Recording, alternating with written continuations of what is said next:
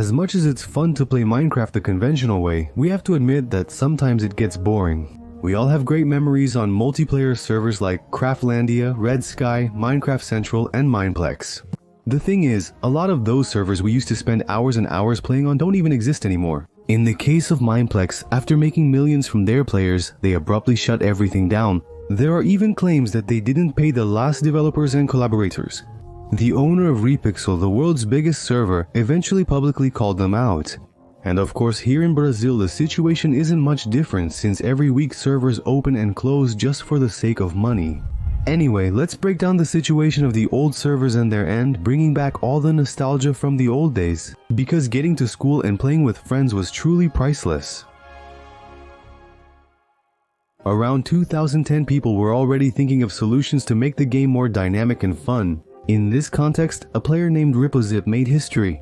He created what would become known as the first multiplayer Minecraft server in history, the Minecraft Survival Multiplayer, also known as Minecraft Survival Multiplayer. That's where the acronym comes from. It was the first of thousands of servers that followed, many of which left a lasting impression on our memories and hearts. Hypixel, Cubicraft, Sky Minigames, and many others emerged rapidly, but one server became particularly famous. Between 2012 and 2013, a team of players passionate about Minecraft developed a server that would make it to the podium of the most well-known in the game's history. Mineplex, the trailblazers of this venture, started crafting what would evolve into the realm of minigames. In addition to minigames that consisted of frantic battles on floating islands, they popularized other epic modes like Super Smash Mobs. In this game, you control a Minecraft mob and battle other players in an arena. Each mob has unique abilities that are like their special fighting powers. For instance, the Creeper causes explosions, the Enderman teleports, and the Slime jumps high. At the time, this idea was quite innovative and attracted many new players. I think the Flash is actually me, right? Over there, there, and there. Bye. Alright. And while new minigames were being added, the original team of creators worked hard to keep the server running smoothly. They banned hackers and strengthened their defenses. Over time, Mineplex became a household name, with thousands of visits every day, at least for a while. On May 15, 2023, the server was shut down, making it inaccessible to everyone.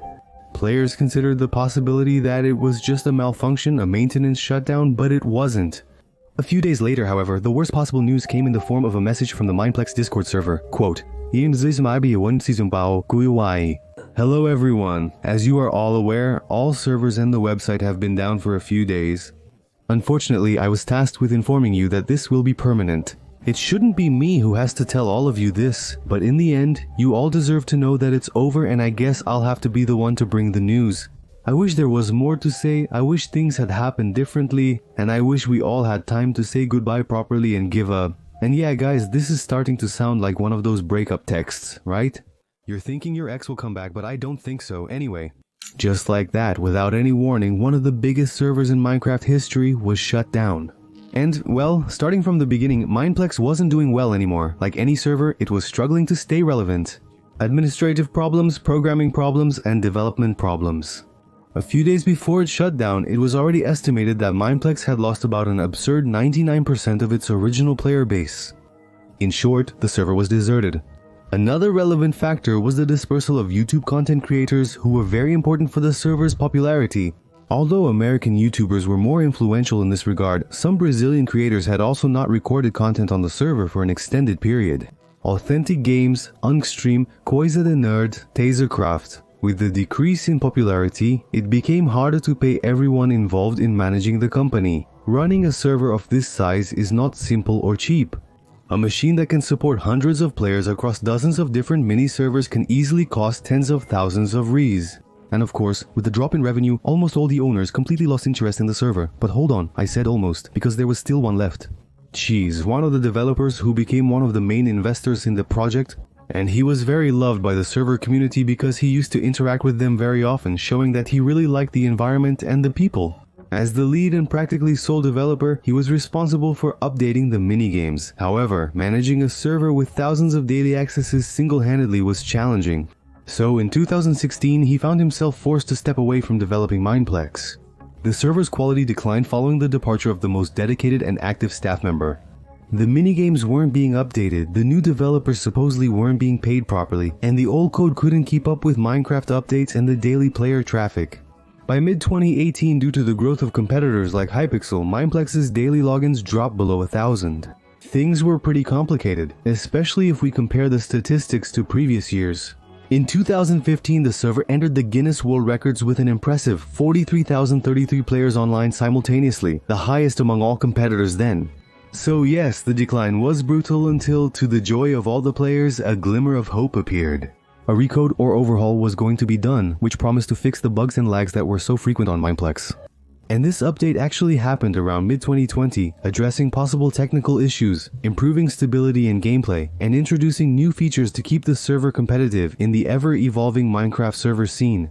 And with that, a very promising new minigame also arrived, Death Run or Death Career. Imagine you and a bunch of friends in a playground full of traps and impossible obstacles. And now, imagine that some of you are brave runners, while others are saboteurs who will activate those traps and turn the game into total chaos. If you're a runner, your goal is to reach the end of the track before time runs out, avoiding all the traps. But if you're a saboteur, your goal is to make the runners lose spectacularly.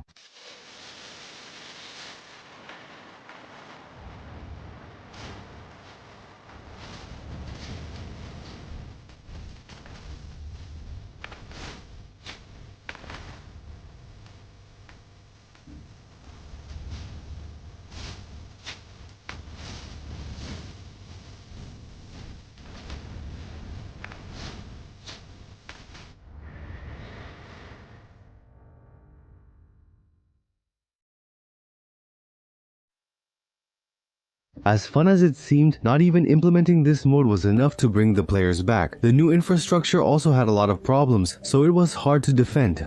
And with the cost of these updates, the payments, which were supposedly already delayed, would simply stop existing. The main owners weren't communicating, and despite staff and developers' efforts to keep the community active, things were getting harder behind the scenes. In May of this year, when the server finally went down, no one except the owners was able to explain, and spoiler, they didn't explain. The owners were completely detached, not directly involved with the server. No one, including the developers, knew what was happening. The news only reached the public via Dion, a player still in contact with the owners who shared it with the community on Discord. In short, the owners shut down the server without explanation or the decency to deliver the news themselves. That's when Simon, the owner of Hypixel, also made a point of expressing a rather controversial opinion. Quote, "After making millions over the years, the current owners of Mineplex didn't even bother to properly shut down the servers with a thank you message to the community? There are claims that they didn't pay their last remaining developers in the past few months? What a shit show." This server meant a lot to many players over the years, but to the owners it was just numbers. The numbers stopped meeting their expectations, and all of this probably just became a mere distraction. They didn't even bother to use an artificial intelligence to help them write a thank you message. They just moved on and left the players, and even their developers, in the dark. What a shame. They wouldn't spare 5 minutes for this, but they took 5 minutes to make games just for VIPs to increase profits. But why did the owners give up so abruptly? I think it's already clear. To them, it was just numbers, and once those numbers stopped appearing, their interest vanished. It's important to note that those who shut down Mineplex were not the original owners who started the project. And in fact, the lack of interest from the new owners was so great that even the Bedrock version of Mineplex, which had way more active players than the Java version, was also shut down just like that. A possible reason for this is that Jiro Ninja, the sole developer of the server, allegedly stopped receiving payment in October last year. He once took on all server roles, but was extremely worn out, causing things to fall apart behind the scenes. I'm unsure if anything resulted or will result from this, as we saw with the End of Survival Multiplayer, another world-famous multiplayer server, where there were also serious allegations of people working 20 hours a day without pay. In the end, it's quite complex and seemingly unfruitful, but how is Mineplex faring currently? Will it come back just like your ex? Apparently the server was bought by Samito, a former Mineplex admin and professional Overwatch player. After the purchase, a recent video on the Mineplex channel from a new person in charge asked for money to reopen the server. By making these monetary contributions, you would get early access to updates and versions of Mineplex. The issue is that the project hasn't progressed even months after its announcement. Mineplex hasn't reopened, and there are complaints from people who spent money on the reopening saying they regret it and basically received nothing. The server hosted good games, videos, and memories. Mineplex, may the memories rest in peace in our hearts. But now, when it comes to Brazilian servers, what happened to the places that kept us up for hours and hours? Starting with the Sky Network, also known as Sky Minigames, it was one of our most popular servers and really left a mark on me. I spent countless hours of my life playing factions, a highly engaging and competitive game mode that definitely marked a generation, and seriously, no exaggeration, it was at least 5 years. In a highly engaged community, clans fought each other in the same game mode. The goal was to build mega bases with 100 bedrock chambers and farm as many resources as possible. It's a game mode similar to anarchic servers with plenty of PvP and off-game drama. Back then, I made lifelong friends and even started this channel, EIMINE, by discussing events from that period. Besides factions, they had other memorable game modes like Skywars, Skyblock, and Bad Wars, popularized by YouTubers like GameBR who recorded many videos of them. However, after 8 years, the network officially announced its end, posting a thank you message on its website without revealing many details. One of the community's main criticisms about this server was issues with hackers and pay-to-win mechanics.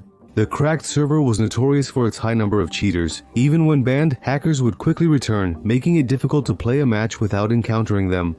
Besides that, you could buy any advantage using real money. If you were rich and had money, you would have infinite advantages in the game, literally pay to win. There's a video of me from 2020 playing Scars, and it's just cinematic because in a few seconds I show how the kits were overpowered and how easy it was to find cheaters. Let's go. For the next one, you're going to be my next victim. Hold on. The guy flying. It was a prank, man. You weren't going to be my victim. It was a prank, man. It was a prank. Alec is coming after me.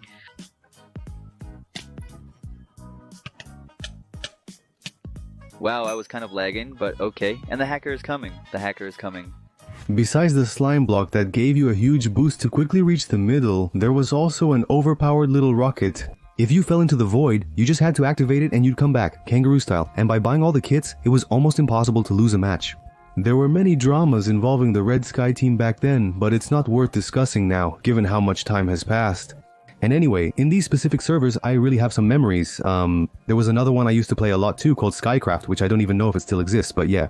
The game's multiplayer mode really impacted us. Watching my older videos from my secondary channel reveals some curious, spontaneous gems with a distinctly different editing style. Dude, he's coming. Look at his nickname coming. Look here, he came. He went around and didn't see me. Look, what? I glitched him, guys. I glitched the foreigner. Down. I knocked him down. It's alright. Bro.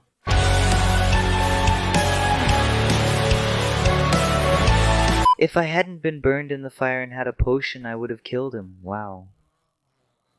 However, Craftlandia, a popular server among older players, was never the same again. They even have a minigame server with endless varied and nostalgic game modes, but the popularity has been low for some time now. Earlier this year, they created a new survival server called Craftlandia, which also didn't gain popularity. One possible reason is that the server is running version 1.5. No player from the new generation is going to want to play such an old update. The fact that they became niche and focused on nostalgia really made them not keep up with the changes and not evolve. Minecraft multiplayer has not been a main focus on YouTube recently. The visibility has never matched that of Causa Automatica or Felipe Neto. For most YouTubers, survival content remains the focus as it attracts a larger audience compared to niche topics. As of recording this video, the internet protocol addresses I tested for connecting to Craftlandia are offline. And while mentioning now some Hunger Games servers, the famous Hunger Games, pretty much all of them have been shut down. Pretty much the entire old generation of players knew this game mode, which over the years was simply forgotten. Pandora Hunger Games Wombocraft and Craftlandia were major servers for this mode. And even though it's a very niche community, there are still creators who get a lot of views, like Yukirito himself. Nostalgia and competitiveness still keep many people hooked on these old game modes. The thing is, even though it's fun, new players can't adapt because you have to be really good to get into the community. If you're playing Sova, you'll get absolutely crushed. It'll be so bad you won't even want to post it on YouTube. So really, for new players, it's almost impossible for them to play and have fun because they're just going to get beaten, just going to get wrecked. It's worth noting that Minecraft Central, while still online, has changed and isn't the same. I recently played Skywars, and the player count was significantly lower than in the past. This is a normal part of life. Time goes by, things evolve, and we adapt. Because of YouTubers like Racindevil, Venextreme, and Edukov, I'm sure that many of us spent countless hours in the nostalgic Minecraft Central Lobby. Leave an F in the comments for those memories. Let's wrap up the video with that crazy banger I used in my 2020 video outros. Thanks.